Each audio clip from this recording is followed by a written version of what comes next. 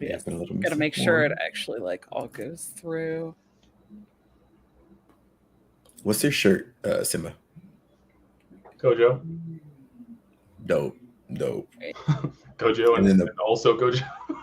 I thought so. I was like, and the poster in the back is also. Yeah, it's Jujutsu Kaisen. It's like blurry because it's really far away, but That's dope though. That one was from Dallas. I need to figure out what the group was that made it, but whenever I went down to DreamHack, I picked that one up. It was like, I saw it the first day, and I was like, if it's still here the second day, I'll buy it. And I showed up, and they were the first booth by the corner. I was like, okay, yep, money, take it. I wish I had bought more stuff when I was in Anaheim. I feel like I didn't buy a lot of paraphernalia or like cool stuff. That I saw a ton of cool stuff though.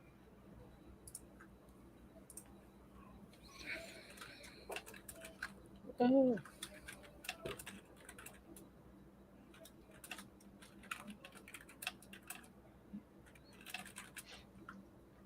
Okay. I don't know why it didn't like setting it to the original scheduled thing that I had, so that's fine. It's just a different link to the live show. All right.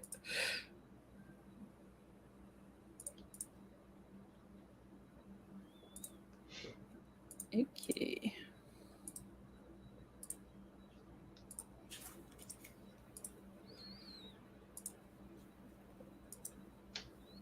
And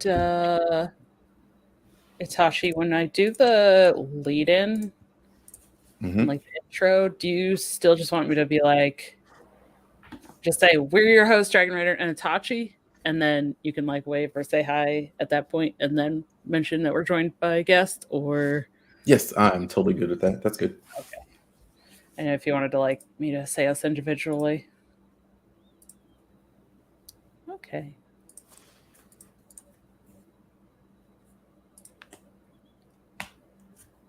Cool. All right. Well, are we ready? Ready. Awesome. Okay.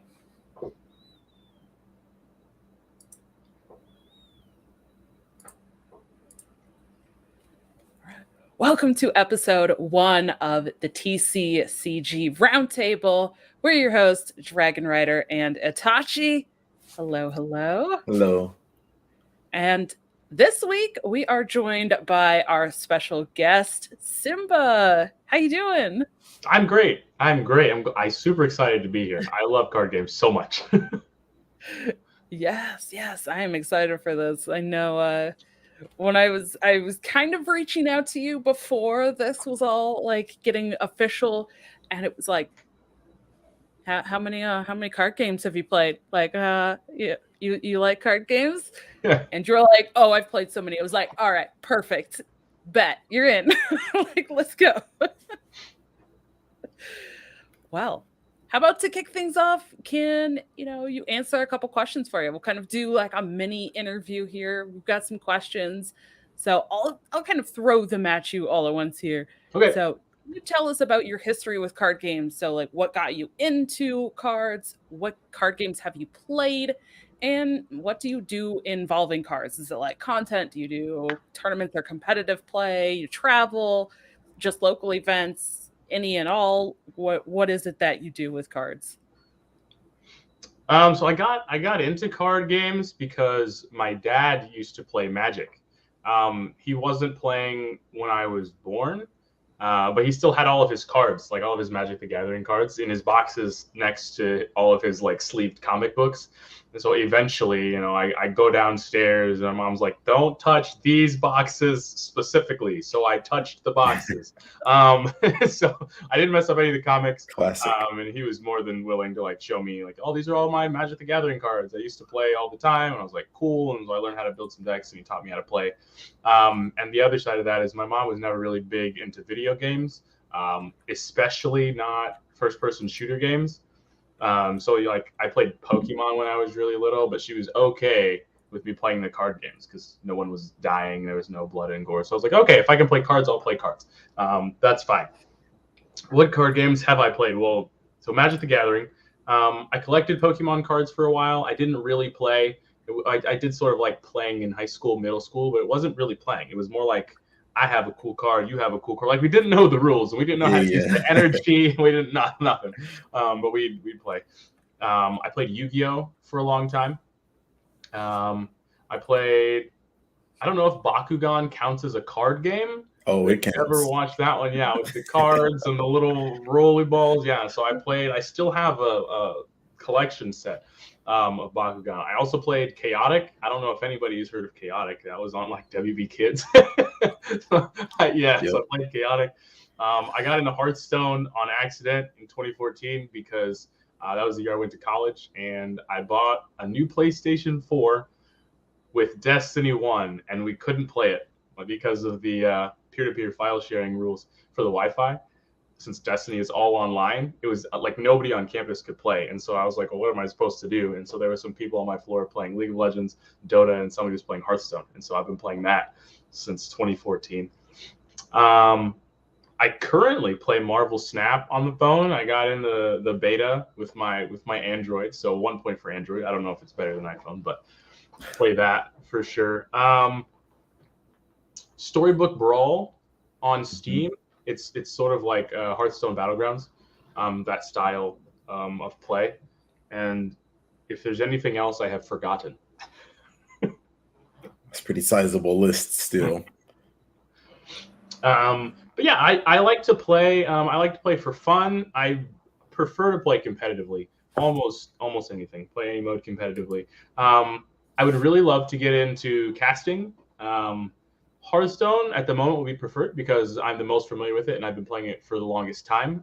But I don't have like a hard preference. Like I only want to cast Hearthstone. I would love to cast any game. It would also be really cool to travel and play competitively. Again, not specifically with Hearthstone. Actually, that one I would prefer Magic the Gathering. The only reason I have not attempted to is because Magic the Gathering probably costs the most of anything I have ever done besides literally exist and go to school. So I can't keep up with it. I really can't. I've gone to some pre-release parties. I played in high school at some like Star City Games tournaments and stuff like that down in Kansas City, Missouri. But I've never traveled to play Magic, and I always watch it whenever there's like a championship or something like that on YouTube. But so do you feel like what do you feel like is your level of like proficiency between the games? Like what do you feel like is your highest level of like I'm very good at this game, even if you haven't played it for very long? And then also like do you have any accomplishments or anything like that you've like been proud of in any of the things that you've played? So Hearthstone is definitely number one. And I think that is specifically because like I started playing Magic way before Hearthstone, but I have played Hearthstone continuously from 2014 to 2022. So I have, I would say, vast knowledge-ish of most of the sets and all of the cards, and I still play it currently. Marvel Snap is very new, and I don't have all of the cards. I don't have the complete collection yet. So I'm still learning that one, but I feel like I'm already very good at that one. And then I'd probably put Magic. I don't know if I put Magic third, but again, I don't. It's hard to keep up with it when you can't purchase the cards, right? Like, why would I look at a set and memorize 200 more cards every so often when I don't own any? And I can't play with any. And that's the hardest thing also with like getting out of it, getting back into it. You're like, all right, I'm getting back into Magic the Gathering Standard, and you're like, okay, I have to look at the past 6 sets of cards. I will be back in 2 months. Like what? And then there's a new set of cards. A new set of cards, yeah. And so it's like I give up. And people are like, well, just play Legacy. And I was like, have you look up the price of the lowest cost Legacy? No, like absolutely not happening. Like, why not? Just play elves. I'm like, this is a joke. I'm being trolled. Just play elves. No. So that's like the biggest for me when I'm playing. So like, all right, Hearthstone released Mercenaries not too long ago. And then I didn't totally keep up with Mercenaries. Like I played it for a little bit and I was pretty okay. And then I went kind of back to Standard, and then Battlegrounds is always a thing. But like with cards that you have to collect, whether it be like a tabletop card game or a digital card game, if you just don't have access to the collection, after being used to playing a game where you do have access to the whole collection, it's not the same. I can't, for me personally, I'm always like, I want all of the stuff now, like first. Like I want all the stuff first. And then it's like Marvel Snap is cool because I'll like, obviously there's people who got to play it since beta, but essentially, at least I hope it releases with just the stuff that it's releasing with initially. So like if I want to get on board, I can get on board with that game and then keep up with it as it goes. Whereas something like if I wanted to go get in, like I've played Magic before and done okay, but if I wanted to go get into Magic right now, I'd have to learn so much. Oh yeah, so much. Because like even with Hearthstone, right? Every expansion we get like maybe 1 or 2 new keywords. Mm-hmm. Well, it's the same way with Magic. Like, but there's so much more because it's been out for so long. So if you want to learn all the keywords and what everything does, I mean, I was keeping up with Magic before I went to DreamHack Dallas this year, and I get down there for the pre-release of the new set, and I'm like, I didn't look at any of this. And they're like, you didn't look at it beforehand? Like, you don't know? And I'm like, no, I don't know what this keyword does. Somebody like, I'm just like Googling things in the middle of games. Like, I'm so sorry. I'm so sorry. Like, the judge is coming around. Are you okay? Yes, but no. But Oh, no. yeah, I'm like, sure. But yeah, so many keywords and interactions. I actually think Magic is probably the hardest when it comes to interactions and the stack, I guess, if you're familiar with that term. Yeah, Magic, the stack in Magic the Gathering is hefty, especially since you can play stuff on your opponent's turn. I had to get used to that as well. Like coming from Yu-Gi-Oh, where there's like not the stack but the chain. Yeah, it's the same as Magic where it resolves backwards. Everything starts happening in reverse order. But I know that with Magic, you can like add stuff to the stack just kind of whenever.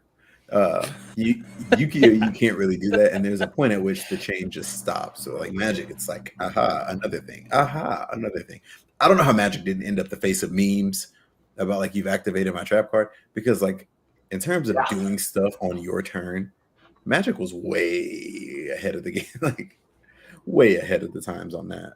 Yeah, and anytime anything happens, like there's an opportunity to play something on the stack, and I don't say that lightly. Yeah, like your turn, before even your turn starts, right? So your turn starts, you have your upkeep, you have your draw phase, and then you have your first main phase. Yep. And people can play things in any of those four phases as your turn is starting. Yeah. And that's like, if I hadn't played it, that'd be so broken to my brain. I'm like, all that happens before the turn starts? I'm like, yes. Yep. I got game lost. I played what's called an IQ, like the invitational qualifier for Magic. Yeah. For a local to regional level event that helps you earn points towards the Pro Tour, or the invitational. I was playing a card that had haste and vigilance, Sun Titan. Yeah. And you don't tap that card when you attack. And then there was a card that I played also that like it didn't untap in your upkeep or something. There was some kind of thing that happened in upkeep, and I could not keep up. So I was like tapping the Sun Titan to attack, and my opponents would be like, "You don't do that." And I was like, "Well, you do it everything else." So I was just so used to it. I know what I was doing. Yeah. I won the IQ. Don't ask me how. I have no idea. Oh my God. You're just that good. You just win, and like you're like, I don't know what I'm doing. I was guessing at everything. I didn't know what I was doing, so no one else knew what to do either. I was just like, attack with everything, and they were like, why? And I was like, I don't know, but I'm gonna do it. And they didn't have an answer for it. New strats: confuse your opponent until you win. Yep. I see why confusion's such a good move in Pokemon. Yeah, exactly. Oh my gosh. Well, perfect. Thank you for answering those questions there, Simba. We will have links to all of Simba's socials and everywhere you can find him in the YouTube description for those watching you visually, or in the show notes for our audio listeners. And we'll also have him plug those later in the episode as well. But I think it's time to jump into some news. Okay. So, couple things here. Recently announced. Well, Marvel Snap right now this weekend is at New York Comic Con, kind of celebrating and promoting their upcoming launch, which they announced. And so that is actually releasing worldwide on Tuesday, October 18th. you can pre-register now to kickstart your collection, unlock a special Max Grek Hulk variant for Android, or a Dan Hip Iron Man variant for iOS. And again, we have those links for the Google Play or the iOS PC links if you want to click those and sign up. But that is coming soon. So Simba, you said you've gone to play it. Itachi, did you get in the beta? Have you gotten to try it? I was not good enough as an influencer to get into the beta. No. Either. I watched as everyone else played with the new toy, and I'll wait until it's on clearance and then I'll get it like everyone else. Yep. It's fine. Clearance. It's good. Do you want to know about it? I want to know. Okay, here's what I want to know. I want to know if it's a gacha game in disguise. Define gacha. Have you ever played Dragon Ball Z Dokkan Battle? No. I hope not. Great. Okay.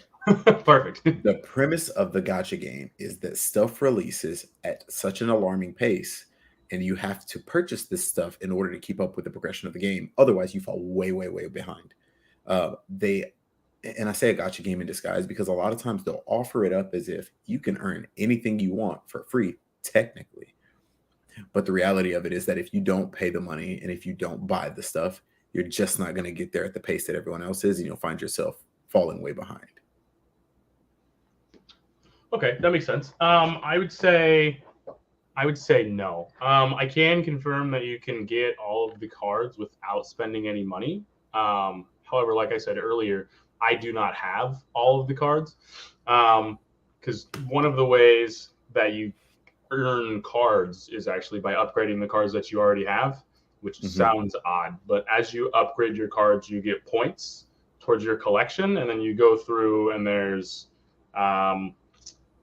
gold, there's currency, and then you unlock cards as well through the collection. And so everybody starts with a set of cards, and then the collection goes up where you can see which cards, you'll know, like, oh, this unlock is a card, and you'll get a random card, a random card, random card.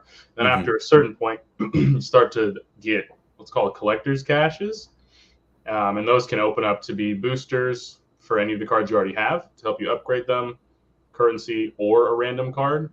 And so I guess I wouldn't call it the flip side, but it does take a long time because the creator caches are random. So there's no guarantee you get a card. You could open 10 and get no cards. You could open 4 and get 3 cards. Right. Okay. Yeah. So you can definitely spend money and buy. Gold is like the premium currency for it. Hello, dog. And then it just was like, I was like, okay, I was unprepared. So you could do that and get all the cards very quickly.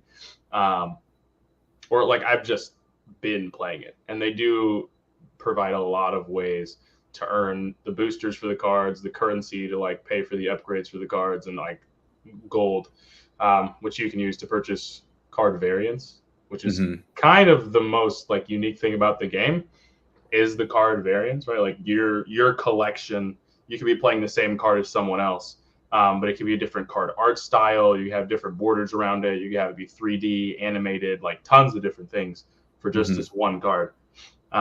And then once a card is fully upgraded, it'll give you one of the same variant with a different background. There's a lot. There's so many cards, and it's really cool. But yeah, no, it's not a gacha game, but it definitely is slow going if you're gonna do it free. And like just being good at cards, you could probably get to the first like 3 or 4 ranks, and then you'll start seeing actual builds, and you'll realize if you're missing 1 or 2 cards that you're just not going to be able to play that deck because they're so small. Like a 12 card deck is extremely small. Yeah. Like I've not, right. But that also makes the games extremely short, which is actually one of my favorite parts about it is they're super short. I do like a good toilet game. I do. Yeah, right. It's so good. Okay, I'm kind of curious though. So talking about, I feel like there are a lot of games that do a really good job of giving you a lot of rewards when you're first starting. And you said that they do give you a lot of rewards how much time do you think you've put in? And have the rewards like started to fall off, or is it like a consistent reward as you play? Because like how a lot of those games do that, right? You jump in and like when you're new, they like basically spam you with rewards, and then after you've been playing for like 5-10 hours, even like just a handful of hours in, and then all of a sudden it's like, oh well, now you need 2 levels before you get a reward, or 3 levels before you get a reward, or you have to accomplish more and more before you get any rewards. And it makes it even harder to actually build a collection if you are more of that free to play and you're just getting cards by playing. Does it do that, or has it been pretty consistent in those rewards that you've been getting? It does do that. 100%. 100% it does do that. Yeah, I can confirm without a doubt. So like I was saying, you'll like when you're going through your collection or whatever, you unlock some boosters, some currency, and then a card, right? After you get to the point where you get to the collector's caches, you need more energy per, like, how do I explain this? So when you upgrade a card from basic to the next level, you get 1 energy. When you upgrade from level 2 to level 3, you get 2 energy, 4, 6, and then 8 for like the max level of a card. Originally, it was like 2 energy between each interval, and then it becomes 4 between each interval, and that's at the point when you start getting random things in the caches. So not only does it take double the energy to get to a reward, but they also start becoming random, so you're not even guaranteed a card. The only saving grace I think about that is if you're upgrading all of your collection, then like once you start getting most of your cards up to level 3, 4, every time you upgrade them, you're gonna get 4 energy, 6 energy, 8 energy, as opposed to the 1 or 2. But it definitely slows down.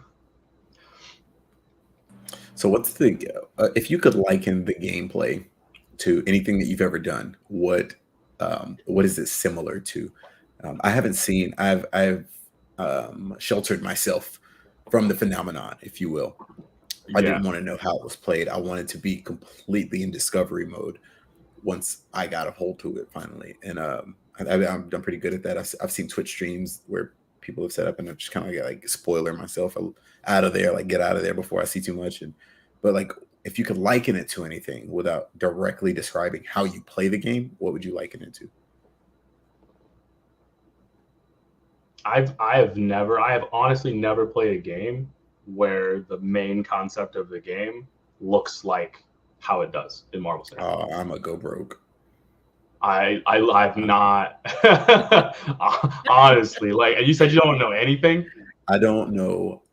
I know that it is made by Marvel and that the game is called Marvel Snap, and I also know that Thanos snapped away half of the population of the universe. That's what I know. And you don't want to know anything. I don't want to know how you play. I don't mind knowing things about the game. I just don't want to know how. I don't want to know the play. Yeah, I want to be completely fresh so that I can. Because when you learn how to play from the perspective of another person, which is currently like the only way, because I can't physically play it, obviously. Right. But when you learn how to play through the perspective of another person, you develop their ideologies around how you play the game. Yes. I don't want to do that. I like me starting out Hearthstone. I developed the ideology of the guy that got me into it, and I had to get out of that because he was not a great player. But I had to get out of the ways that he thought about the game because he's the one that introduced me and showed me to it. So like, I want to have that own introduction for myself because I feel like I'm a really good card player. And so if I can create my own ideology around the game, I feel like I could be pretty good at it. Okay. Well, then the only tidbit I will leave then, so as to not drop any ideologies out there, is the reason I can't liken it to anything else. You play your turns at the same time. I'm upset. That's I'm upset. I have no other. Oh no. It's I will not talk about how to win or anything else, but okay. Well, October 18th, here we come. Yeah. That's I'm awesome. sure we'll all be talking about it. And it's a Tuesday, so that we are recording these episodes on Fridays. So I'm sure we'll all get to try it. I will be rank 1 by Friday. All right. Well, I'm I joking. look forward to that episode, and then we can see how you're doing. Oh, that's going to be exciting, though. That's going to be a fun week. Look at my card collection, not my bank account. Yes. Yeah. One will be full, one will not. Which one is the important one? Yes. Okay. All right. Perfect. Yep. That was the answer I was looking for. Well, you know what? Okay. How about talking about bank accounts?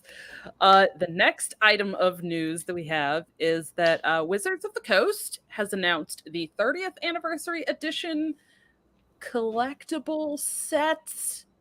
Okay. And it's going to be starting for purchase, available for the holiday season, starting November 28th for $999. So it's a it says each display of the 30th anniversary edition will contain 4 packs of pure nostalgia reimagined in a modern context.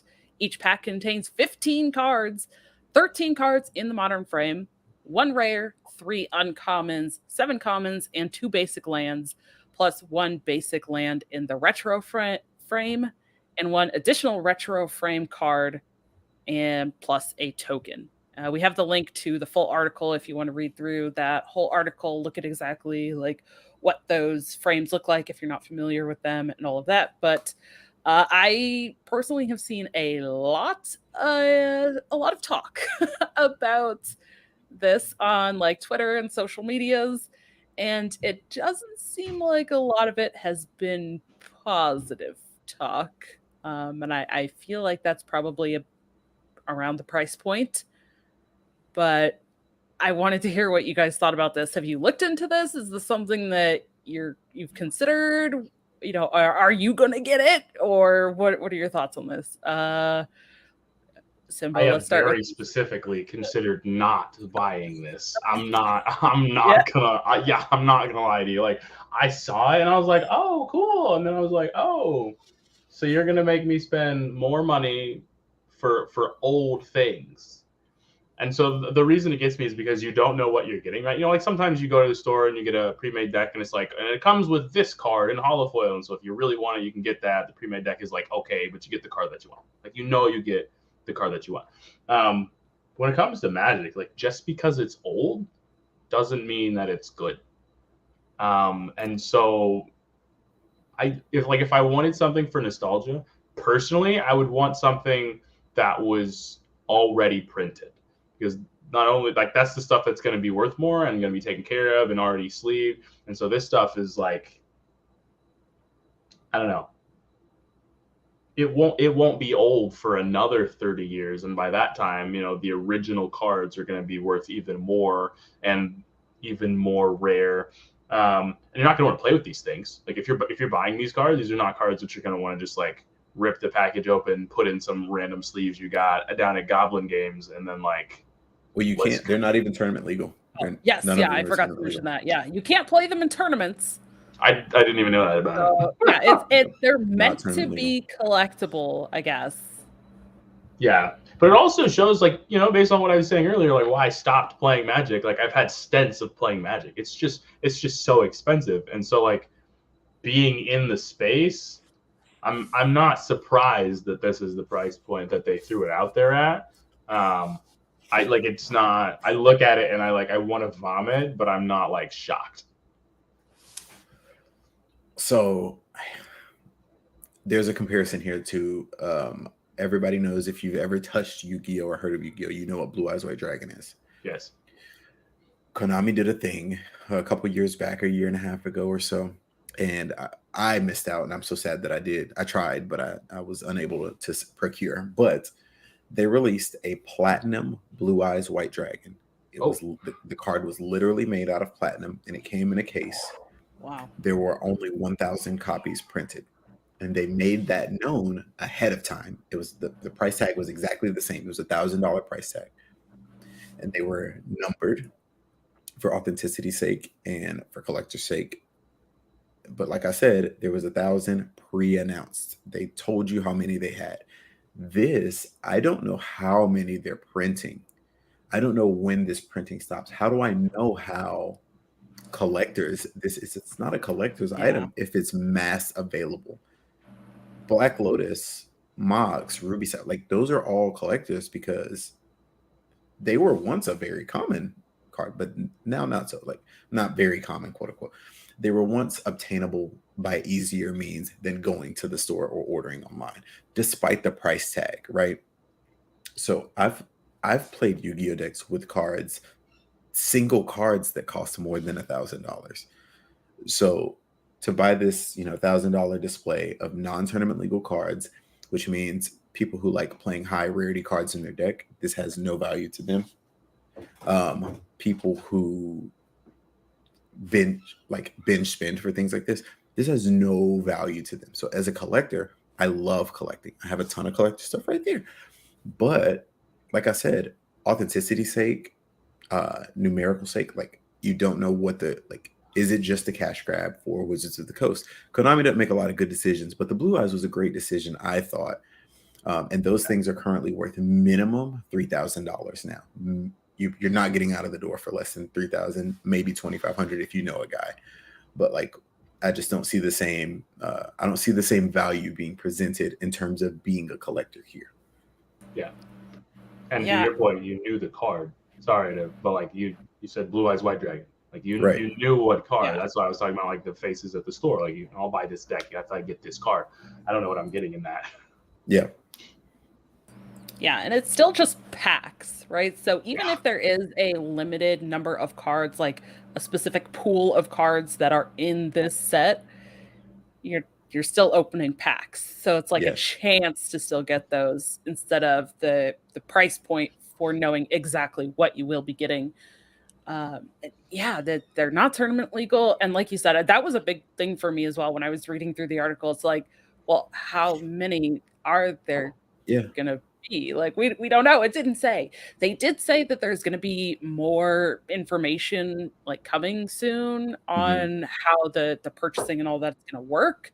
And then they specified that if you're in like North America, that, start ordering right November 28th, and North America will probably actually get those physically already by the end of the year. And then early 2023 for like people not in North America. So it sounds like they're going to ship these out pretty fast, but that also to me says that there probably are a limited number of copies if they're able to like get those, or they've already printed them and have them waiting to ship out. Or are they going to like see the order volume and then continue to print? Like, you get what I'm saying? Like, what's like maybe they didn't announce like to see the the response, and see kind of what people thought of it first before they decided. I don't know. It did seem very odd because I thought the same thing as you. Like, if it's a collector's thing, generally there is a limited number of prints or a number of copies or whatever it is, and they didn't specify anything about that. So we have no idea yet like how limited this is. No, print your stuff, stand firm in your convictions, be transparent, tell us what you're printing, and then we can decide as a community, not we, them, I'm not collecting that, they can decide if it is a collector's item or not. The printer does not get to decide if it's collectible. The collectors do. Agreed. Yeah. All right. Well, moving on to the next couple of topics here. We have talking more about physical Magic. We have the Magix Warhammer 40K and the MTG Unfinity. Both hit shelves today, Friday, October 7th, as we are recording this. So those are available if you are interested in those. And I don't know if either of you have looked into this stuff. I'm also not like big into Warhammer. So, some of this was like, oh, okay. They've been doing kind of crossover type stuff. Maybe if there's one that I'm really interested in, I might jump at it. But I know some people definitely were pretty excited about this, but that's in shelves now. Are either of you looking at either of these or considering getting them? I thought this is the thing, and this might not be. I'm looking through the card gallery now. There's some very cool looking cards, but I thought this was the thing with the Transformers in it, but I don't think it is. There was some images that got released about some Magic cards that were doing a crossover with like Transformers, and I thought those looked super cool, but this is not that. So no, Okay. my bad. No, it's all good. I didn't know that this was coming out. I'll be honest. I currently do not have any interest or intent to purchase any of them. The Unfinity stuff, it looks kind of cool. Or maybe I should say it looks kind of cute. Yeah. It looks fun. It looks anti-Magic. Like it's not like traditional Magic where it's very dark toned and kind of mystical, murderous. But these look very fun. These look kind of like Yu-Gi-Oh cards would look like in terms of the vibe that the art's given off. It's very like, here's a carnival, here's some. Actually, it's more Hearthstone than Yu-Gi-Oh. It's kind of Hearthstone-y. If you look at it, it's very circus fair, carnival. Here's some bumper cars. Here's some clowns, concession stands. There's probably a reference to funnel cakes, and we know where that came from. So looking at a couple of the cards, it sort of reminds me if any of you are familiar with the Unhinged sets. Mm-hmm. Yeah. So and Magic Unhinged, I wasn't playing Magic when that came out, but I've run into a few of the cards.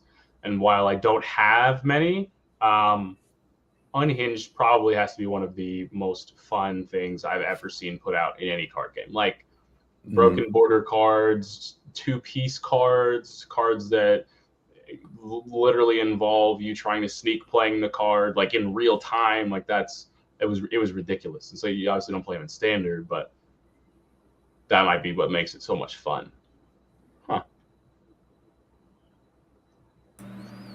Except for these almost just look like only alternate art. They don't look that insane. But it does say there's some new mechanics. So.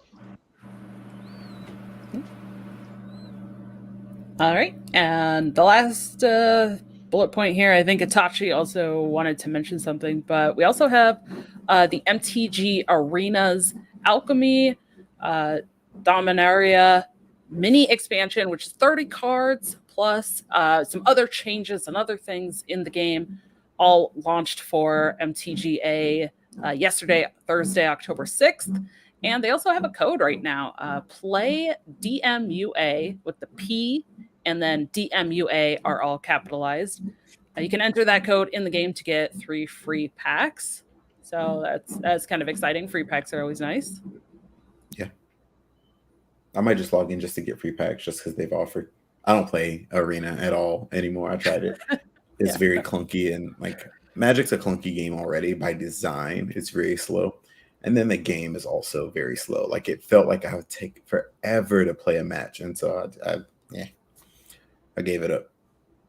Yeah, Magic the Gathering Online was like cool to have when like COVID was very rampant because like the people that loved playing Magic all the time still got to play. But if you don't have a full set of cards, at least it wasn't fun for me because I didn't have a full set of cards. So like I'll probably log in and get the free packs too. But Alchemy in general, respectfully, I hate it. I don't like the Alchemy format at all. Because it wasn't like a whole, it's like it took cards that already existed and just altered them and we're like, have fun with these. And I was like, that's not fun. I'm already like getting mollywopped by the regular cards on an everyday basis. And now I don't even have all of the Alchemy cards. So like, I'm just going to not. That's what I decided. I was like, I will just not do this.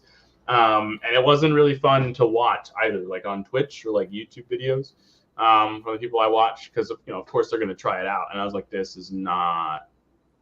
I didn't like it. So it's interesting that they've put out a mini expansion. I'm not familiar with Magic the Gathering putting out mini expansions and just whole expansions, but wonder where that came from. Yes. Yeah. Now I want to make sure, Simba, you are going to log into MTG Arena and not Magic Online, right? Because those are two different things. Yes, Arena. Okay. I And from don't what I actually have have heard, online. Magic Online was really, really bad. I've I seen won't some even people still download it. playing it, but that was bad, apparently, very bad. So I know MTGA has its issues too, but A little bit. It's just coming from Hearthstone is so difficult into any other digital card game because Hearthstone is so visually appealing, almost to a fault, because they can't even make like the mode that they made Mercenaries is so less visually appealing that I don't even want to play it. So like now there's this standard for me of like I want a game to look like put me into the game while I'm playing. Magic doesn't do that. Runeterra does a better job than most, but like Eternal didn't, like a lot of those games that came out. What was it? Artifact, haha, didn't do that. Yeah. And okay, did you have a little bit of news on Yu-Gi-Oh? Yes. So in Yu-Gi-Oh! Comic-Con, there was the announcement of 2 new sets that are to be released in 2023. One is a mini set. If you're familiar with Yu-Gi-Oh, there's something called it's called like it's not called a mini set, but I call it a hidden arsenal set, where it's like a set that comes between a set that has some like usually some pretty fun, cute archetypes.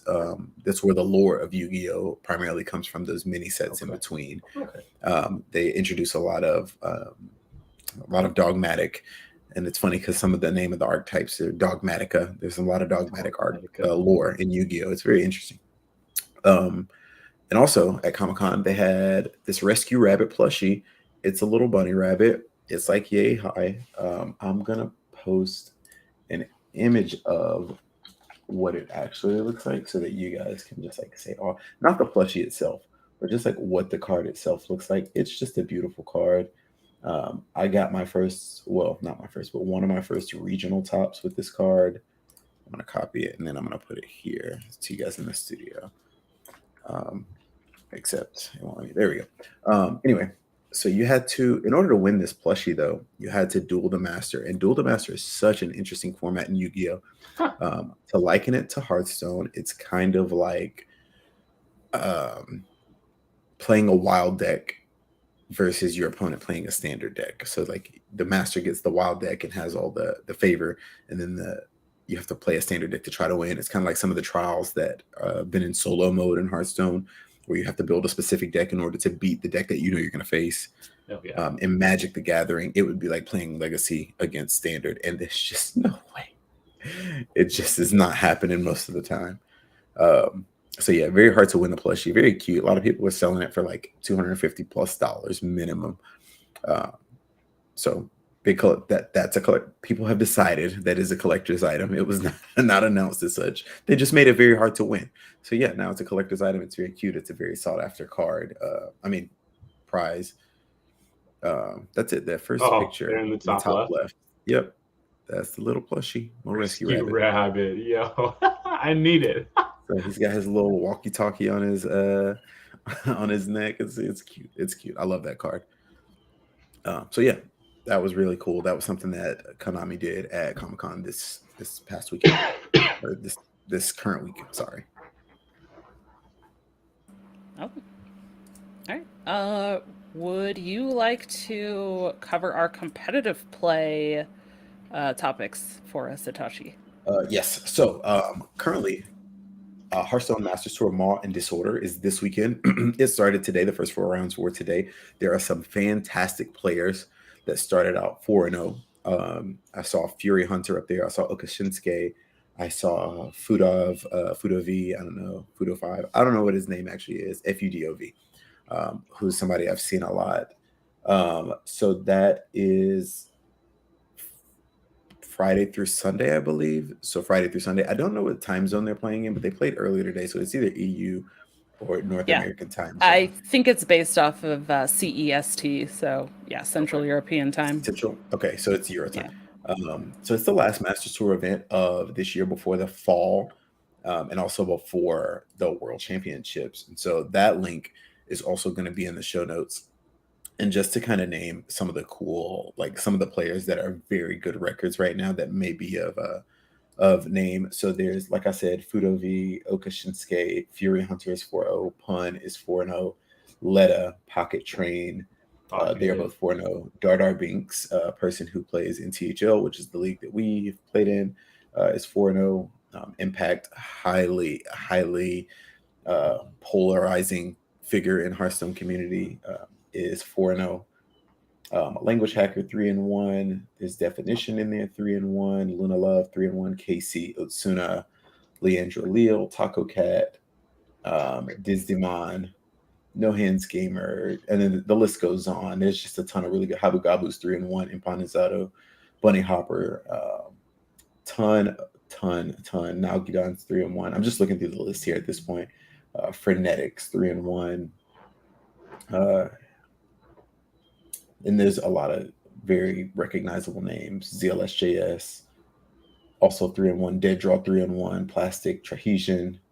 A lot of good players, really. I'm excited to watch the rest of the Agent PW. Hello.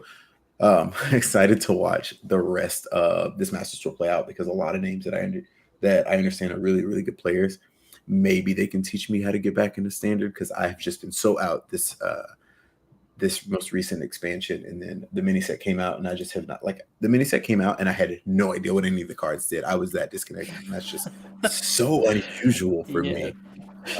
Anything that you guys saw before I move on? Anything that you guys saw or are feeling about the Masters Tour? You want to talk about anything?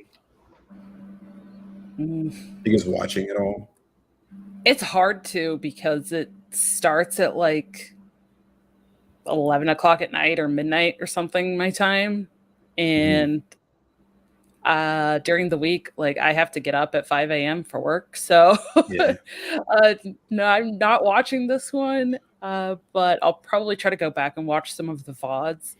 But I think for me, I'm kind of burnt out, honestly, I think, on some of the Masters Tour stuff from this year, because it felt so fast paced, especially with like the qualifiers. I mean, it was basically only like a month and a half or something for like a lot of qualifying periods. So it felt like all of these tournaments were so like rapid fire almost. Yeah. I think I'm more excited to watch the fall championship and then the world championship, that, like really kind of prestigious events. At this point for me, I'm kind of just like, okay, it's a Masters Tour. The time zone does not really work well for me. And I'm like, okay, like I might just skip it altogether, and I would not be upset at all. Yeah, I usually watch, like, I'll go back and watch VODs. I like to watch long series, like 3-2 series and stuff like that, and then stuff when it gets closer to the finals.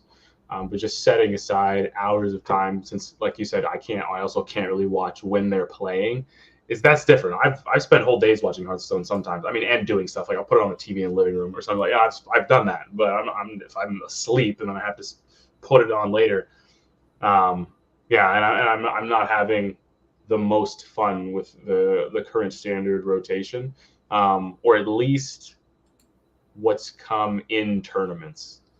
Which, not to say that they've brought bad decks. They've all brought fantastic decks. I'm just not intrigued by what's happening,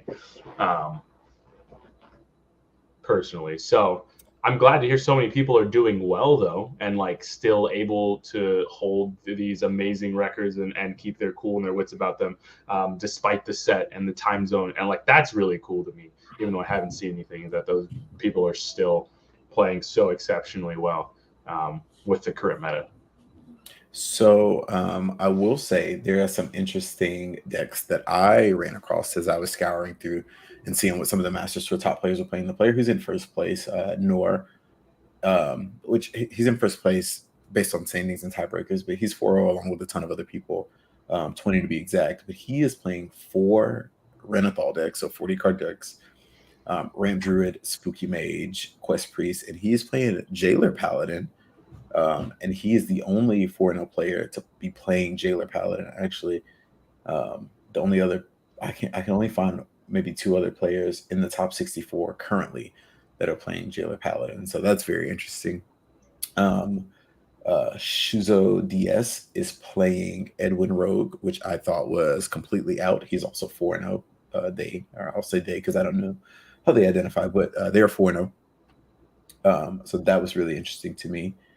A lot more ramp druid than I thought we would see after the changes and the mini set release. I thought we'd see a little bit more aggro. There is one aggro druid player that is 4-0, and that is Okashinsuke. I'm sorry, two. Shuzo DS is also playing aggro druid. So 2 aggro druid players that are 4-0. Lots and lots of extra large decks, XL decks, 40 card decks, whatever you want to call them. Lots of those, lots of Boon Priest, a couple of Boar Priests and Quest Priests made their way in. Even an XL Thief Priest. I don't know how a Thief Priest in Standard made its way to 4-0, but it definitely did by way of Idol. So that deck is very interesting to me. He just kind of, they just kind of play all the steel cards, Marizond. It's hilarious if you look at the deck list.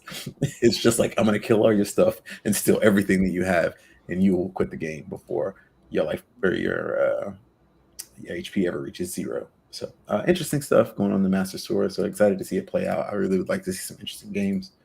But moving on after that, we also have Magic the Gathering qualifier playing events this weekend and next weekend. Saturday, October the 8th. Best of 1 standard, and then Friday, October the 14th, which is best of 3 traditional standard. Those are Magic the Gathering Arena qualifier play-ins. I apologize. So this Saturday, best of 1, and then next Friday, best of 3 traditional standard. And the link for that is going to be in the show notes as well. Magic.gg/event/qualifier play-in. I'm not too connected with the tournament scene for Magic the Gathering Arena. I do have some friends that play, and they seem to be doing well and making some side money, playing a little Magic. But best of 1 is always the most interesting format for any kind of tournament. Best of 1 is beyond brutal, especially in Magic the Gathering. I don't know, just like I don't know what the standard set looks like, but if there's any sort of control in the current meta, it's just pain. If you don't draw well, you literally get control ran off the road and then have to stand up and walk away. Or you would if it wasn't on the computer. I don't know. Maybe just hit the button and shut it off. But like that, yeah, best of 1 is brutal if your mulligan doesn't go well. And you're just like, well. Times like that, I want to play Magic the Gathering on like a flip phone. So when I get mad, I could just close the phone. Yeah, just. Yeah. I mean, like, that's brutal too. Like, I feel like in any card game, best of 1 can be pretty brutal. But also, if you're like paying to buy in, like if you've had to kind of qualify or earn, the buy-in points and that kind of stuff to actually buy in, and then it's a best of 1. I don't know. I feel like just in any card game, I have never been a fan of best of 1 at all. So best of 1 is how we used to hustle people at Yu-Gi-Oh events. We'd be like, all right, you want to play for $10? Best of 1, no side deck, 1 game, let's go. People would be like, yeah. And then we'd play this degenerate deck that you always lose game 1 to this deck. But if you have a legitimate side deck, you always win game 2 and 3. So like, it's a terrible deck. But like, it'd be like 1 game, no side. You want to play? It was terrible. But yeah, best of 1 reminds me of that. So I will never play a best of 1 format if I can help it. Yeah. So that is the competitive play update for this current week. Awesome. I think I did want to, let me see. I'm going to kind of plug and say this as well. There is coming up later in October for Infinity Wars Classic. If anybody is trying that game out as well, it kind of just relaunched. They've been remaking it. They've relaunched Infinity Wars, the card game. It is through Steam. You can play it.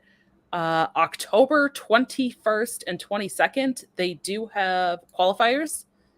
And then there's a $100 prize pool for those. And then there will be a playoffs after those qualifiers on October 29th with a $500 prize pool. So I will see. They haven't posted like links for entering the tournaments and signing up and stuff yet. So as soon as we get those, we'll definitely like revisit and talk about those again and have links and everything for you. So if you want to play, you can check that out. But I did just want to make people aware that that is coming up. So it'll be like a really busy week if you play a lot of card games, I feel like, because the 18th is the Marvel Snap launch, and then that, the 21st, 22nd, the Infinity Wars Classic tournaments, and just all sorts of tournaments and stuff happening. Oof. Well, not for Simba. He's already got the game. We're just behind. Yeah. And October I'll just be used to it. So broken. October's so broken for me. Like, all of that stuff you said is happening. There's 3 new animes coming out. At the end of the month, the new Call of Duty launches, and Overwatch just launched this week. Yep. So yeah, that last week's gonna be busy, but I don't have time to breathe currently. There's nothing. I'm like watching anime on my breaks and then finishing streaming and making videos, and I'm sleep. I just sleep. Sometimes a cat will come in and sit on my lap, and I'm like, you can stay. I'm not going anywhere for a while. It's fine. Awesome. All right. Well, yeah, that'll do it. Like you said, for competitive play, I didn't include that. I'll make sure I get it into the show notes and stuff, at least just for people to take a peek at. But let's jump into like our main topic, our roundtable topic for this week. And I kind of just threw in there, let's have a conversation about the speed of games. And you both have kind of already mentioned this a little bit and alluded to it, I think, like in just some of your chat earlier. But I have some kind of bullet points here. I definitely want this to be like a free-flowing kind of conversation.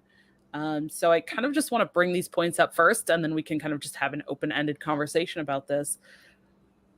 So I put, how does the speed of like individual games vary between different games? So like the speed of Hearthstone games versus the speed of Yu-Gi-Oh games versus the speed of Magic games, versus Marvel Snap. And how does that impact competitive play? Because I know some of the games have like round timers. Like I know even when I was growing up and playing in Magic tournaments, you always have 50 minutes for a round, right? You get your opponent, you have to play like best of 3, and you have 50 minutes for the round timer. But like Hearthstone doesn't have that. I mean, some series could be like almost 2 hours long, or they could be over in like 25 minutes, and like everything in between.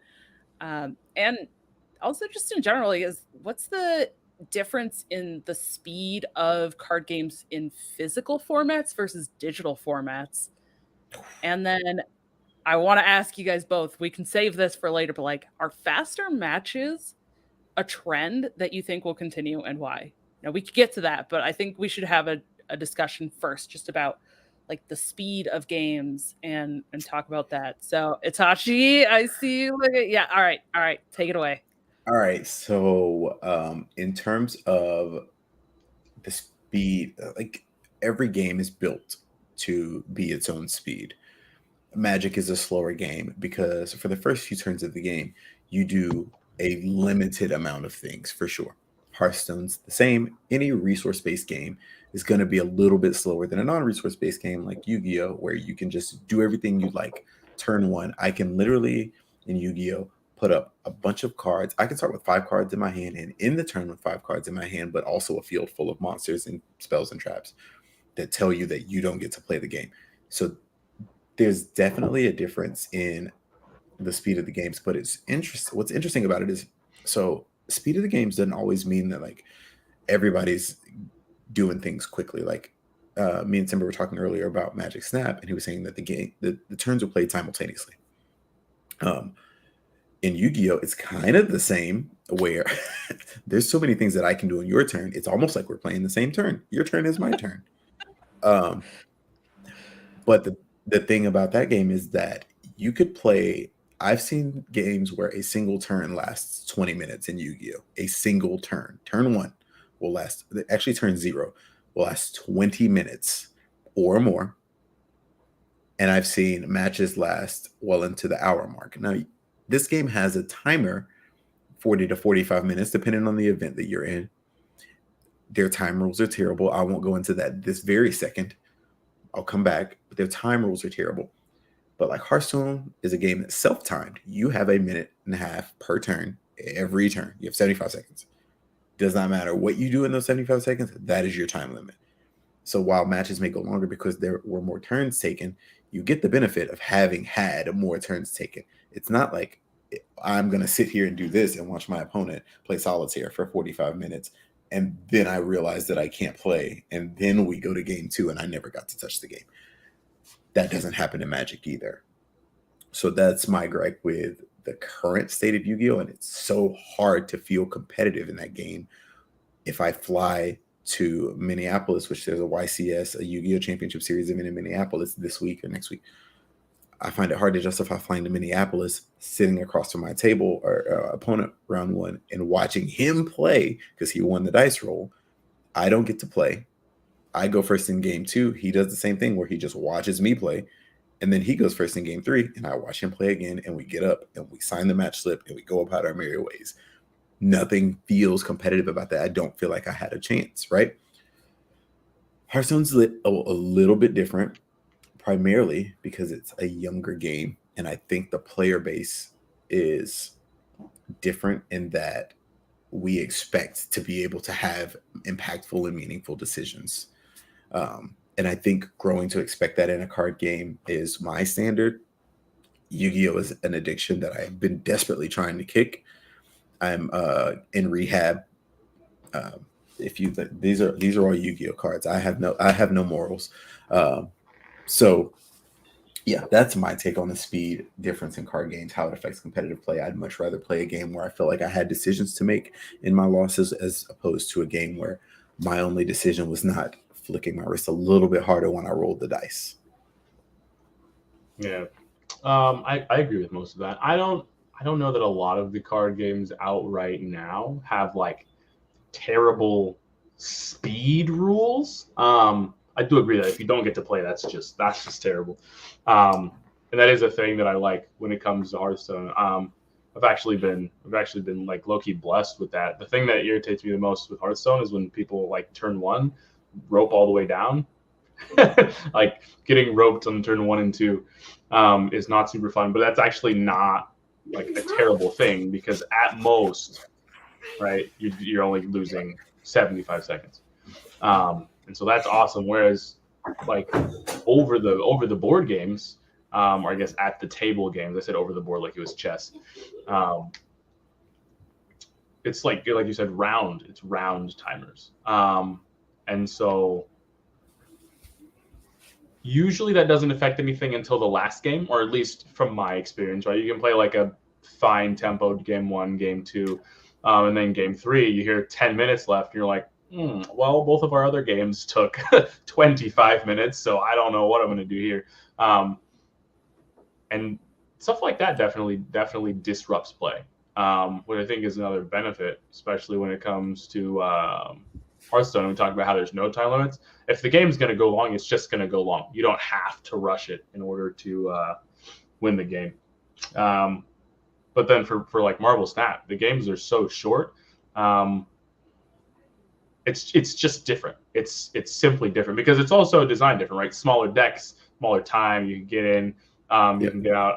I mean, I'm pretty sure there'll be some sort of competitive scene with it, but I can't even guess how that's gonna look, right? Because like doing a best of 3, that game with professionals, that game could be over in less than 10 minutes. A best of 3, honestly, which would be the fastest tournament you've ever seen, right? So it's like, do you do that like are doing best of 9s now, best of 7s? Like how do you do that? But having the quick returns there doesn't really hinder anything, but that's probably because it's not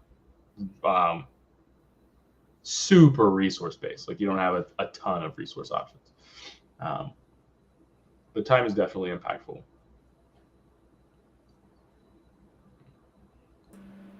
Yeah, I'm looking up. I just have like a handful of these games pulled up just to see. So from September 1st of this year, according to Google, the average match for Hearthstone lasts 6 minutes. For Magic, this was posted back in June of 2015, but it says the average modern game on Magic Online takes 6.7 turns. I don't know what the equivalent is in that, and obviously that was 7 years ago too. So Modern's like a step above Legacy. Like the number of cards used in the pool is way more than standard, so the combos are way more insane. So that's why it only lasts 6 turns. Okay. But those turns could take days. It could take days. Or someone could be playing elves, and like you said, the other person just doesn't get to touch the board. You get to play. You just don't get to play. There was a Reddit post for Magic back in June of this year that says on average with a play group of 4 that they average 1 to 1.5 hours per game. For Commander? They love playing Speed Commander is what that says. So I'm not very familiar with Commander and how long the games take. But that's an hour to an hour and a half for a game seems really long in terms of card games, especially when you compare it to like Hearthstone or any of that. Marvel Snap in June 1st of this year says the average is about 3 minutes. So yeah. Nodding his head. Yeah. And I'm having trouble finding numbers for other games. So I can give you a roundabout number for Yu-Gi-Oh! On average. Okay. The games last about 2.5 turns. I would say about 2.5 turns. That's been in my experience for probably since about 2018 when the game kind of got revamped and a lot of new concepts were introduced. 2.5 turns on average. Most games exceed the time limit for the round in Yu-Gi-Oh! Competitive Yu-Gi-Oh! Most games exceed the 40 to 45 minute time limit. So imagine 2.2 to 2.5 turns per game. So a best of 3 match would be 7.5 turns total over 40 minutes. So that's a little under 6 to 8 minutes per turn on average. That seems like okay. I haven't played in too long. I tell you that. I did not know that. 6 to 8 minutes per turn. Yeah, it's about right. So coming from like my background of Hearthstone and digital games now, let's kind of talk about that second bullet point that I had of comparing physical versus digital card games. I feel like the digital card games, you go through the games way, way faster. And I think that they're being designed that way on purpose. Like you said earlier, Sachi, right? It's a toilet game. People want to play on their phone. They don't have a lot of time. They want to do it quick. You want to play in your lunch break. You want to play, during your commute if you're on like the train or on the bus or something. They want to make these games really fast. And I've tried a lot of other digital games, especially, other card games. Small player base on a lot of those.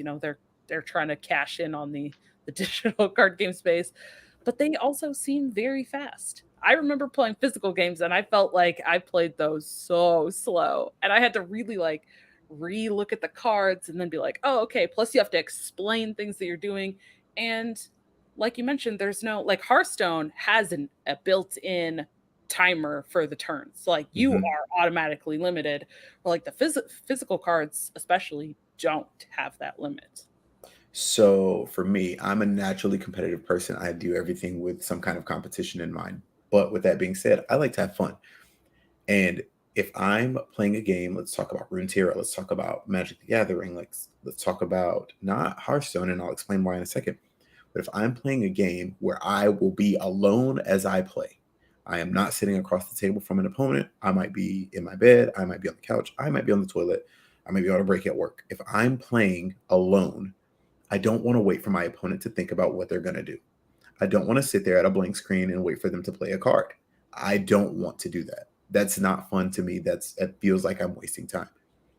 Hearthstone has designed their game to where my opponent does get to think on my turn, but they don't perform the actions they're thinking about until it's their turn to play, at which I have conceded that it is your turn to play. As opposed to I play a card in Magic and I get to wait until my opponent's timer is up for them to decide if they do or don't want to respond. I don't like that. Conversely, in tabletop games, I love the art of my opponent making decisions. I love if my opponent picks up my card to read it, in my head, I just won the game. As soon as they don't know what my stuff does, I have won the game and I feel like I have a mental advantage. I'm not lying about what my cards do, but the fact that they came in unprepared enough to not know feels like it gives me a mental edge. As my opponent draws their card, I can see them thinking or not thinking about what they're doing. I can see the speed at which they play and assess whether their hand is great or their hand is terrible, or this is the only out that they have, or should I stop them here? Should I stop them there? Where is my decision point based on the way that they're interacting with their cards? It's probably the largest contributor to my success is in Yu-Gi-Oh! In tabletop Yu-Gi-Oh! Is to be able to see the person on the other side of me and evaluate the decisions that they're making based on their body language and the way that they play the game. That's me. I don't want to do that on my phone alone. I can't do that on my phone alone. I can't see what they're doing. I don't know if their phone's lagging. I don't know if they're not paying attention. I don't know if they set their phone down and went on the bathroom break. I don't know. But I do know that if you do that in Hearthstone and your turn timer runs out, you just lost your turn. So that's my takeaway there. I think digital games are moving towards faster games, partially just because like that's what technology is for at like a base level, you know, speeding everything up, whether that be research, communication, you know, stuff like that. And the biggest thing for me is when I'm playing at the table physical cards, like that is what I am there to do. Mm-hmm. I have carved out time. I am at a tournament with like this, it's Friday night, like whatever that may be. Whereas sometimes when I'm playing card games, whether it be on my phone or the computer, like I have other things to do, or like someone mentioned, like it might be on your break or something, because I can pull that up. And that's one of the benefits, right? Is I don't have to wait for my friends or for an official tournament to play an online card game. But that being said, if I only have a certain amount of time, right, I can't play this one game of anything for an hour and 45 minutes on my 30-minute break. So it's nice to, I mean, you could try. You could. It depends on the way that you feel about your job at the time. You could. Could I? Yeah, a valid. I'm gonna take the L on that one. But for those reasons, why I think that there definitely is a difference, and I think it's intentional, not just on accident. But I also like being able to look at my opponent and see how my opponent is holding or not holding their cards, or anybody that's played physical cards knows that most, not all, but players have a specific, I don't want to call it a tick, but a way that they will shuffle their cards, or how they'll set their cards and pick them up. Like everyone has something like that. Even like for me, when I play Magic, I have a certain way that I lay my cards down, like to start the game, to draw my opening hand. And so you can, it's a lot easier, you know, to tell when you've thrown them off their game, how hard they're thinking. Right? Like I can stare at you and have you, you know, because you're looking at your cards, you're looking at me, you're looking at your cards, and I'm like, yeah, you don't have anything, but I'm also intimidating you now. So good luck. Even though there's no rope, still good luck, right? See, now you're starting to dive into the like Jared Tendler mental game of poker type of stuff. They're like analyzing your opponent and like what they're doing and like getting in their head. Oh yeah. Finding their tells, you know, all that kind of stuff. That poker, like a lot of that really started in poker and then kind of transitioned into other card games. And yeah, like you said, Itachi, I kind of agree too. Like it's a lot harder or impossible to do that kind of stuff in the digital games, you know. And it's that whole thing with like roping. I know there's like it's been a whole conversation in Hearthstone, you know, all the discourse on roping and is it BM, and you know, is bad manners if you don't know what BM stands for, you know, are you doing it on purpose, is it not on purpose, all this stuff. And it's like, for me, I'm like, whatever, like it's gonna happen. And eventually the rope does burn out, and then I get my turn. Yeah, maybe their kids started fighting or something, and they had to go step away from their phone and go break up their kids' fight, or, you know, yeah, I don't know, something. Maybe they lost their connection and didn't play their turn, and that's why they roped. You know, whatever. So it's interesting that you mentioned Jared Tendler, because there's an interesting book tree that leads through my gaming experience. So Jared Tendler, The Mental Game of Poker, inspired Patrick Chafin to write The Next Level Magic. which inspired Patrick Hoban to write Road of the King, which was a book about his experience in Yu-Gi-Oh! And I read all 3 of those. And one of the things that I did learn was about that mental game. And it was a reason why I felt like I was so confident in doing well when I played in Hearthstone lands, because like I can like, it was the first time I played Hearthstone. DreamHack was the second time. One of the first times I played Hearthstone where I could see my opponent and I knew everything. I felt like I was invincible. I knew everything. If I had the cards to make the decisions to win the game, I felt like I did that, which is why I was able to do well. That mental game is so underrated in terms of, and that's something that a lot of CCG digital card players, Hearthstone players in particular, do not have, because you don't have to. You don't have to practice that. You don't have to sit across from another person for 12 to 16 hours. Like Yu-Gi-Oh! Tournaments are 16 plus hours long sometimes. And you have to be mentally sharp every single match for hours and hours and hours, which is why Yu-Gi-Oh! Players get addicted to Adderall, Magic players too. That's a different story. Anyway, I'm not a drug addict. I don't do those things. But I get how hard it is. And that mental game is very, very inviting to me, because that's where I built that's where I build on. Like it's something that I can grasp. It feels tangible to me. Whereas I can't tangibly, without cheating, I can't randomize my deck in the best way possible every time. Sometimes I'm going to draw bad hands or whatever the case is. There is going to be randomness, and that's what makes the game fun. Obviously, if I wanted the best player to win every time, I'd just play chess. But yeah, I just love that aspect of the game. And I don't mind the speed of the game being a little bit slower when that's involved. But when that's not involved, I really just kind of want to go. Agreed. Okay, now I'm kind of interested because Simba, you've gotten to play Marvel Snap.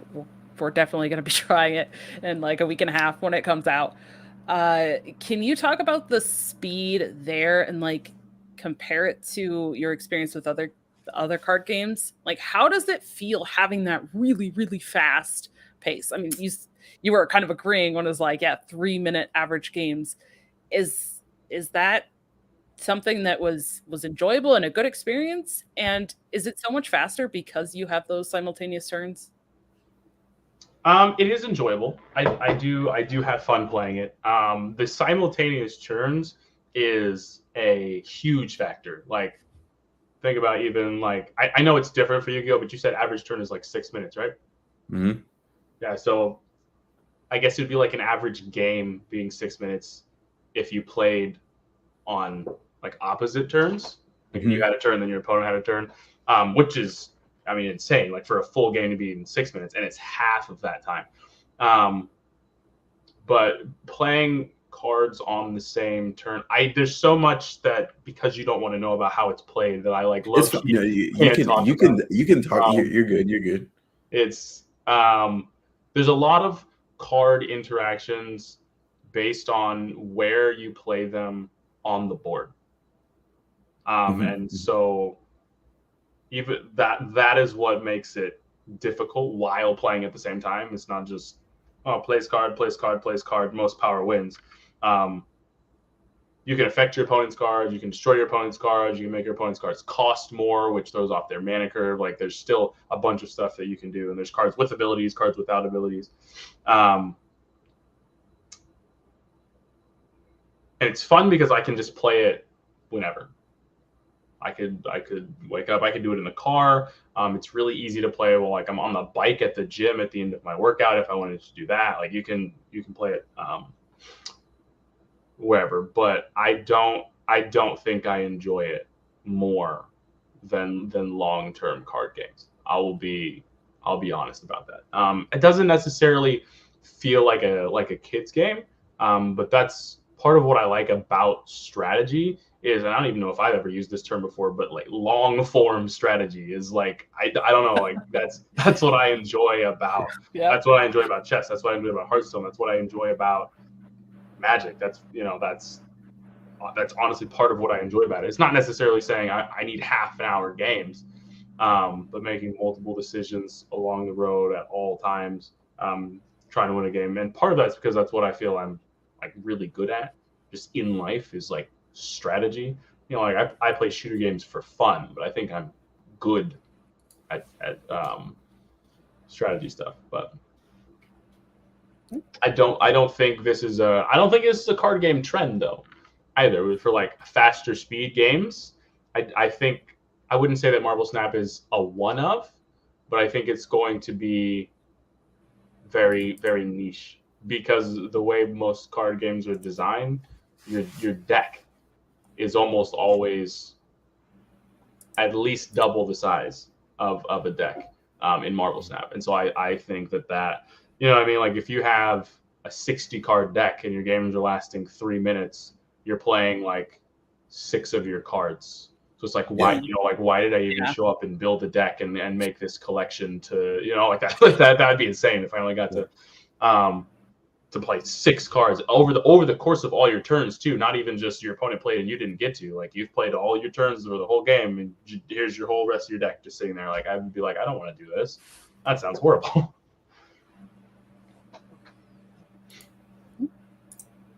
Well, I just I don't know if either of you have anything else to add to that. I just thought like talking about the speed of games and especially the difference in like the physical versus the digital speed of the games was just a really interesting topic. And I think it was a kind of a great segue from Itachi's comparison last week of talking about like, you know, card games being like car races and, you know, they both go fast. So then it's like, all right, well, let's talk about like how fast do these games go and like the difference in those speeds. So yeah, I have one last thing on that. I think in-person card games take as long as they do because of once you get to the highest level, the mental game that Itachi was talking about.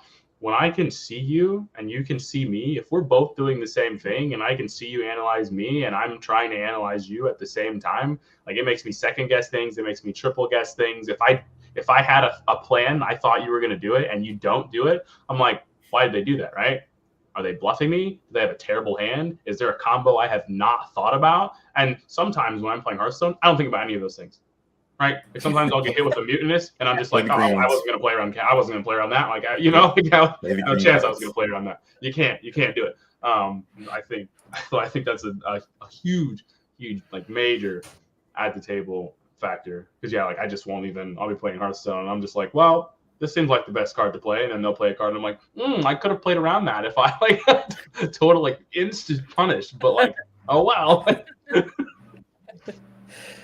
But it's so fast that you can just move on. Like it's just like, even if you, I know sometimes I'm like, I make a bad mistake. I know that I can't recover from this mistake. I can just concede. Next game.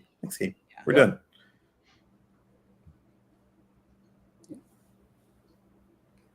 All right.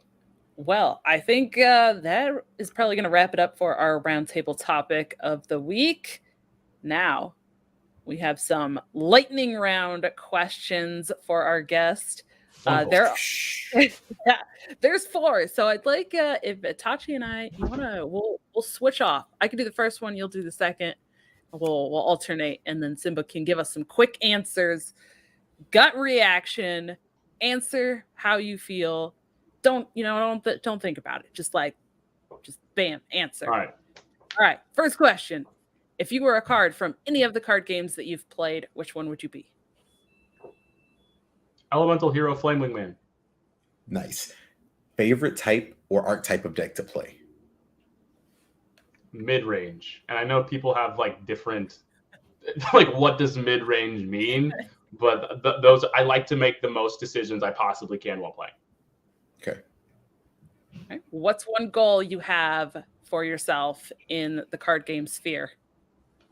I want to win whatever the equivalent of a trophy and a major is. Like I genuinely, I've been playing cards for so long that I feel like I'm a competitive player, but I don't have anything to like hold.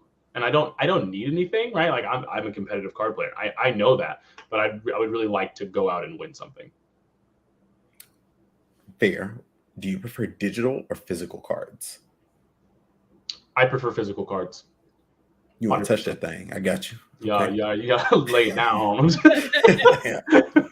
There's nothing. Okay, I don't do this when I play, but there's nothing more satisfying than when I'm sitting there and like just doing this with my cards, just thinking the whole time. Yeah.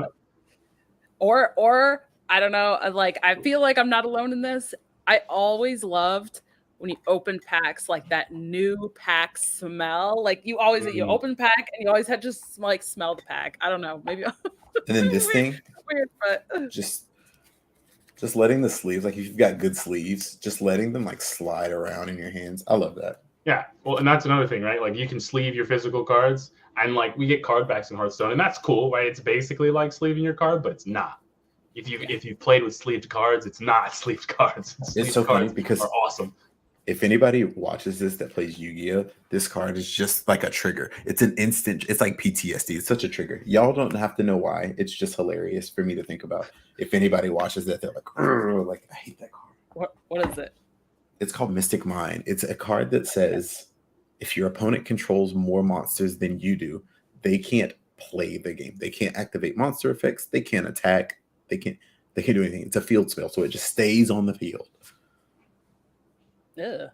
And you could just like if they have a monster, they could have a full board of monsters, and you could just be like, I'll play this card. They can't do anything. Like they can't do anything.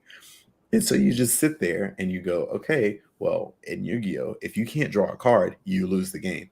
You have 20 cards in your deck and you can't get rid of this card. I have 30 cards in my deck and you can't get rid of this card. So we're just going to draw and pass every turn until you have no cards, and then you lose the game. It's so frustrating. It's gross, isn't it? Doesn't that sound terrible? Yeah. That's terrible. Imagine if somebody played the Jailer on turn 1 in Hearthstone. Like that. It's who wants to play against that? Yeah, that's ridiculous. Oh man, I think field spells are one of the coolest things in Yu-Gi-Oh. Personally, I didn't get to play a lot of them or against a lot of them back when I was playing Hearthstone, or back when I was playing Yu-Gi-Oh before Hearthstone. Back when I was pre-Hearthstone. Because I don't know if there just weren't as many, or like people wanted their they were bad monsters, at the their time. Traps, and their good spells, and monsters and borns and stuff like that. But the concept of a field spell, I still to this day one of my favorite card concepts. They're cool when they're cool. They're very cool, and there's a lot of cool field spells in the history of the game. What has happened now is this field spell is probably one of the top 10 most powerful cards to ever exist in Yu-Gi-Oh. And you can currently play 3 copies, where Yu-Gi-Oh has a ban list or forbidden and limited list where they can make a card. You can only play 2 copies or 1 or 0. And through many iterations, their ban list is not timed. They make it whenever they feel like it. So like in Hearthstone, you know when the rotation's happening. In Magic, you know when the rotation's happening. Pokemon, same thing. In Yu-Gi-Oh, it's just whenever they feel like it. So at any point, they could say, all right, this card is degenerate. It frustrates a lot of people. Let's just ban it. And they're like, nope. Keep dreaming, noob. It's like what they continue to say month after month. So they released a new ban list like a couple weeks, like a week and a half ago. They released a new ban list. It went into effect October 3rd, so this past weekend. And people were so surprised that they did not ban or limit this card at all. Wow. No. Well, okay. Thanks for all that grossness. I feel like I need to go shower now because I just need to wash off all that grime. But You know what? Okay. Let's transition to something not gross and actually super awesome, and have Simba tell us all of the places that we can check out, all of the things he does, and where you at? Follow. Yeah.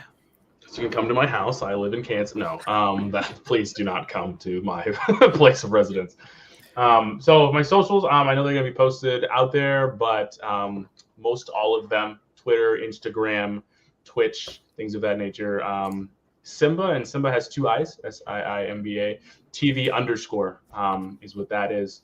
And then I do have a little TikTok that I wouldn't necessarily say for fun, but definitely for laughs.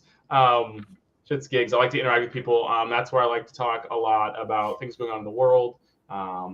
Anime, sports, do little dances, even though I'm not a dancer, but that's at Official Simba. And that's probably one of the most fun things that I do right now in terms of content. I'm sorry. I'm going to stop you because did you say little TikTok? Small TikTok. I'm sorry. Okay, I have a small TikTok. Can you please tell everyone how many freaking followers you recently just hit on your little quote unquote little TikTok? 18.9 thousand. Yeah, okay. I have so much fun over there. I have watched them. They're hilarious. Yes, definitely. Check it out. Let's see if we can make it that 20,000 or more over on TikTok. But also go check out all of his other socials that he plugged. Lots of stuff going on. You play a lot of games, and I'm sure, are you going to be doing some Snap content when it's like officially launched and stuff too? Yes, I actually have a bunch of Marvel Snap stuff planned, or at least thought out, in terms of progression. Now, I wasn't thinking about doing that until we started talking about it today, and you asked like the speed of progression, and I was like, oh, that's an interesting concept that I had not considered. I didn't realize it was so common. Maybe just based on what I'm playing, but I did not realize it was so common, the like initial burst of progression and then it slows down. So, about that, about how the game is played. One of the cool things was the locations. I won't say anything more than that, but I want to talk about all the new locations. And then, funny enough, 12 card decks or not, there are, like I said, deck archetypes. And so I'm excited to put together a few of those. And I have not heard anything about new cards being released. I know we were talking about like new cards being added to the pool. As far as I know, at least in the near future, the pool is going to stay the same, and you can get different variants of the cards, but nobody's going to have like 40 different out there cards that you can't touch because you're new. So that'll be nice. All right. Itachi, got anything to add before we close it out with where everyone can find the show? No, I'm excited. Excited to play Marvel Snap. Excited to continue in my relentless addiction to Yu-Gi-Oh! Excited to play some Hearthstone Battlegrounds. Didn't get to talk much about Battlegrounds this time, but we will in future episodes. Always love talking about any and every card game. Feel free to challenge me at any one of my theories. They are up for debate at any time. You will not win. But yeah, no. Wonderful. Got nothing. That's it. Where do we find the theories? Because I got to challenge one. Just stuff that I said throughout the episode about like how I feel about not wanting to play a game where my opponent's thinking and I'm alone with my I'm alone on the toilet waiting for another grown man to think about what card he's gonna play. Like, I can't. What is Irish number one gonna play right now? I don't know. I just gotta wait on him. It's on him. Awesome. Well, thank you so much for joining us, Simba. It was a pleasure having you on. And, for everybody else, for everybody watching, if you are checking this out visually, or if you are on audio, listening on an audio podcast, we just want to say thank you for joining us as well. And for ways to reach out to us, if you are interested in joining, or if you know somebody else that would be interested in jumping in one of these episodes, go ahead and reach out to us. Let us know. You can email us at tccgroundtable@protonmail.com. I know it's a little bit of an interesting one, but you can email us there, reach out. You can follow us on Twitter. That is Twitter at TCCG Roundtable. You can also, we have a pinned tweet that has all of our socials and a link to our Discord there. If you want to jump in our Discord, have some chats about the different games, see what's going on, as well as connect with us about joining. But you can check out our Discord there. It's also linked in the YouTube description or the show notes. And if you want to check out the audio version or the visual version, the YouTube, if you are on audio, I don't know what you guys are doing. I'm running through this. They're just like pointing in every direction. I don't know, seeing how long they can go before I'm like, what are you doing? But yeah, if you want to check out the YouTube, we'll also have some of these segments kind of put into smaller chunks as well. Check that out on my personal channel, YouTube, Dragon Rider TCCG. And then, of course, everywhere that you can find audio podcasts as well. And if you want to find more from Itachi and myself, we'll always have our things plugged in the description and show notes, but we don't need to jump into those. So, check those. You can find us. I'm sure you could Google us. I don't know if that really works, but you know, if you Google Itachi, you'll find a lot of stuff. I probably won't be one of the first ones.